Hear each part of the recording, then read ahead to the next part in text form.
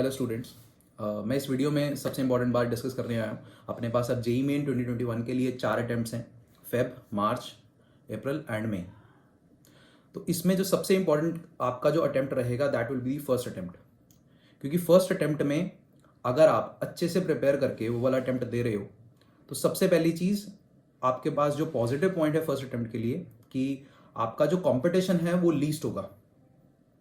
ज़्यादातर बच्चे next second third fourth attempt के लिए जाएंगे। फर्स्ट अटेम्प्ट के लिए मैक्सिमम बच्चे फोबिक भी होंगे और कई लोगों का, कई इंस्टीट्यूट्स का सिलेबस भी सही ढंग से सही डायरेक्शन में कंप्लीट नहीं हुआ होगा या बच्चों की उस ढंग से टेस्टिंग अभी तक कंप्लीट नहीं हुई होगी। तो आई रिकमेंड कि फर्स्ट टेस्ट को बहुत अच्छे से प्रिपेयर करके दें। अब वो बहुत अच्छे से प्रिपेयर करके क्यों दें?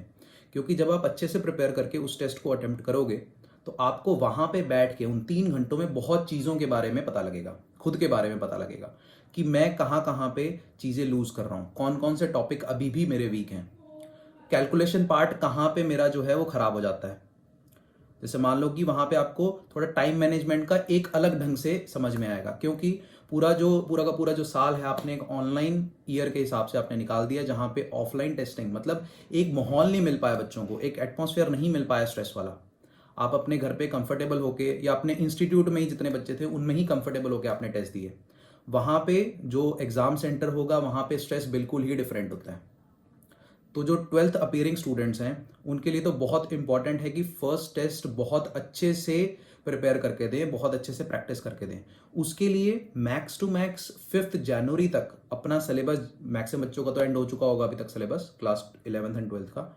अगर नहीं एंड हुआ तो मैक्स टू मैक्स 5 जनवरी तक न्यू टॉपिक्स उठा के आप कर सकते हो।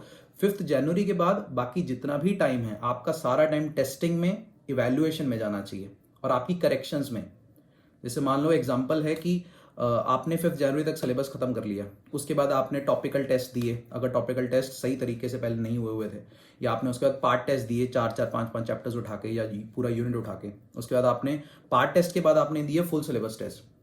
अब जब आप वो फुल सिलेबस टेस्ट दे रहे हो तब आपको पता लग रहा है कि उस 3 घंटे में मुझे केमिस्ट्री कितनी देर अटेम्प्ट करनी है, मुझे फिजिक्स कितनी देर अटेम्प्ट करनी है, या मुझे फिजिक्स में कहाँ कहाँ पे प्रॉब्लम आ रही है, मुझे मैथ्स में कहाँ कहाँ पे प्रॉब्लम आ रही है, टाइम मैनेजमेंट कैसे करना है, पहला सब्जेक्ट कौन सा उठाना है। वैसे तो मैं पर्सनली रिकमेंड करता हूँ कि पहला सब्जेक्ट जो उठाओ वो केमिस्ट्री उठाओ, क्योंकि केमिस्ट्री का पेपर कोशिश करो कि टाइम से पहले कंप्लीट हो, मतलब 1 घंटे से पहले। सबके लिए 1-1 घंटा है, हमारे माइंड में एक बना होता है कि यार 1-1 घंटा है तीनों सब्जेक्ट्स के लिए।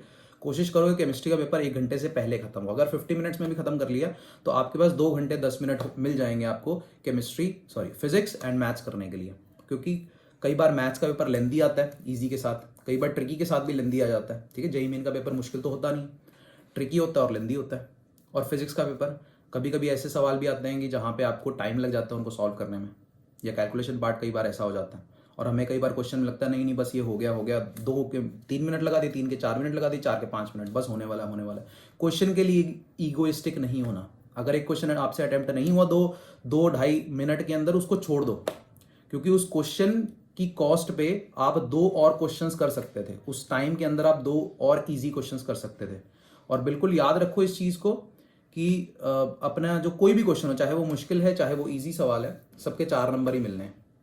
ठीक है, तो एक क्वेश्चन के मतलब पीछे ना पड़ जाओ, इमोशनल ना हो जाओ एक क्वेश्चन के पीछे। तो ये जो पेपर अटेम्प्टिंग स्ट्रैटेजीज है ना, इन सब पे भी ध्यान देना है। मैं और वीडियोस लेकर आऊंगा जिसमें आपको बताऊंगा कि पेपर एक्चुअली अटेम्प्ट कैसे करना है और कैसे हम क्वेश्चंस को पिक करते हैं, कौन कौन से क्वेश्चंस हम उठाते हैं। मैं उसको 3 स्लॉट्स में डिवाइड करता हूं जब भी हम पेपर अटेम्प्ट करते हैं। और आई हैव सीन जो बच्चे एग्जाम्पल मान लो आउट ऑफ 300 वो 180 के आसपास अगर स्कोर कर रहे थे, इन टेक्निक्स के साथ वो कहीं ना कहीं 205 210 को क्रॉस कर जाते हैं। ठीक है, तो बहुत अच्छे से, बहुत इंपॉर्टेंट टाइम है अभी, बिल्कुल इंजॉय करके इस जर्नी को हमने कंप्लीट करना है, क्योंकि इसके बाद जो नेक्स्ट जर्नी स्टार्ट हो रही है वो तो बिल्कुल ही डिफरेंट होगी। तो अभी बिल्कुल नेगेटिव नहीं होना, पॉजिटिवली चीज़ें हैंडल करनी है। और नेगेटिव किस लिए होना है? नेगेटिव होने अगर कोई नेगेटिव हो रहा है वो इसलिए हो रहा है ना क्योंकि उसने पिछले 1.5-2 साल में कोई प्रिपरेशन नहीं करी। अगर आपने अच्छे से प्रिपरेशन की है तो नेगेटिव होने का तो सवाल ही नहीं है। अभी तो टाइम ही नहीं है नेगेटिव होने का। अभी तो टाइम ये है कि हम अच्छे से अपने क्वेश्चंस, अपने अच्छे से अपना टेस्ट जो है उसको अटेम्प्ट करें। ठीक है, ज़्यादा से ज़्यादा रेलेवेंट क्वेश्चंस करें, टीचर से पूछें, ज़्यादा से ज़्यादा उसे रेलेवेंट पीसीएम के रेलेवेंट पेपर्स दें 3-3 घंटे का अटेम्प्ट करने के लिए। और उसी टाइम पे बैठो जिस टाइम पे एग्जाम होना है। जैसे हमारे एग्जाम टाइमिंग्स 9 से 12, 3 से 6 हैं, तो उसी टाइम पे बैठ के दो अपना टेस्ट।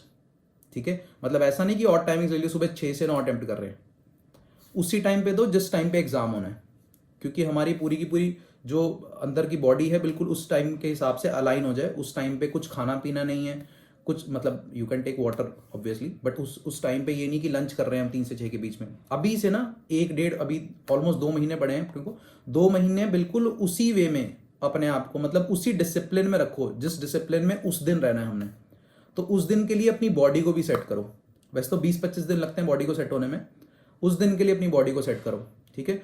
चीज़ें बहुत पॉजिटिवली एकदम लो, जितना भी आपने अभी तक सिलेबस किया हुआ है, अब देखो प्लानर बनाओ अपना कि 5 जनवरी तक बाकी जो पेंडिंग काम है वो सारा का सारा कंप्लीट करें। 5 जनवरी के बाद मैं तो सबको सजेस्ट करूंगा कि पेपर उठाओ, टीचर से क्वेश्चन पेपर्स लो, उन क्वेश्चन पेपर्स को अटेम्प्ट करो, उसी टाइम पे अटेम्प्ट करो। उसके बाद कोई न्यू चीज़ दिमाग में मत लाओ, नेगेटिविटी मत लाओ, पॉजिटिवली ये सारी चीज़ें अटेम्प्ट करते हो। अपनी गलतियां रोज ढूंढते जाओ और लिखो, एक डायरी पे एक कॉपी लगा लो, उसमें टॉपिक वाइज वो गलतियां लिखो। अच्छा मुझे ट्रिग्नोमेट्री में क्या प्रॉब्लम आ रही है, अच्छा मुझे इंटीग्रेशन में क्या प्रॉब्लम आ रही है, अलग अलग पेजेस बनाओ उनके, ठीक है। बहुत इंपॉर्टेंट है, ताकि जब जिस दिन एग्जाम होगा ना उससे 2-3 दिन पहले आपने कुछ नहीं करना, आपने सिर्फ वो पेजेस उठाने, पेजेस उठा के उन पेजेस में से आपने ट्रेस करना। अच्छा मुझे ट्रिग्नो में ये वाला फॉर्मूला देखना है जिसमें sine alpha plus beta plus sine alpha plus 2 beta, ठीक है। साइन के अंदर एपी चल रही है या कॉस के अंदर एपी चल रही है, वो फॉर्मूला मेरे को लास्ट में देखना है, ठीक है। ये सब चीजें बिल्कुल इनको ना लिखो, ऑन पेपर लिखो, मतलब खुद के सेल्फ नोट्स बनाओ अपने लिए, किसी के लिए नहीं, खुद के लिए बनाना है ये सब।